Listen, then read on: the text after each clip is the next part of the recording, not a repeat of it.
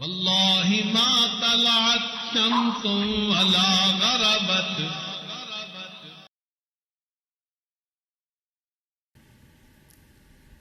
امام بخاری رحمۃ اللہ علیہ بچپن میں یتیم ہو گئے تھے، اور اس دنیا میں یتیم ہی در یتیم بنتے ہیں.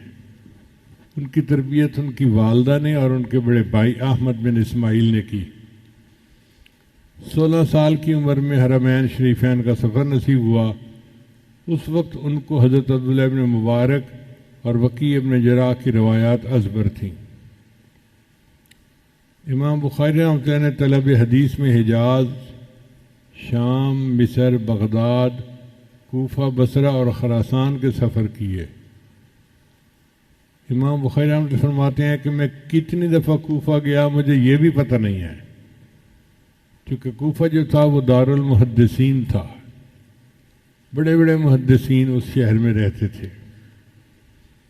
18 برس کی عمر میں مدینہ منورہ میں چاندنی رات میں تاریخ کبیر لکھی اور 1080 اساتذہ سے علم حدیث حاصل کیا.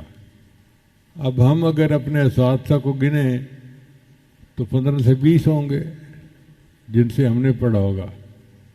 امام بخاری رحمۃ اللہ نے 1080 اساتذہ سے علم حاصل کیا اور 90,000 شاگردوں کو حدیث پڑھائی.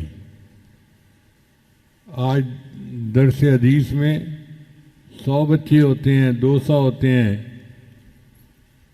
بڑے بڑے مدارس میں کتنے ہوتے ہوں گے؟ 1000، 2000، 4000. مگر امام بخاری رحمۃ اللہ نے 90,000 طلباء کو حدیث پڑھائی. یہ اللہ نے ان کو قبولیت دی تھی. درخت اپنے پھل سے پہچانا جاتا ہے، استاد اپنے شاگردوں سے پہچانا جاتا ہے. امام بخاری رحمۃ اللہ کے شاگردوں میں امام مسلم، امام ترمذی اور امام نسائی بھی شامل ہیں. جب شاگرد اتنے بڑے بڑے محدثین ہیں تو پھر استاد کی کیا شان ہوگی.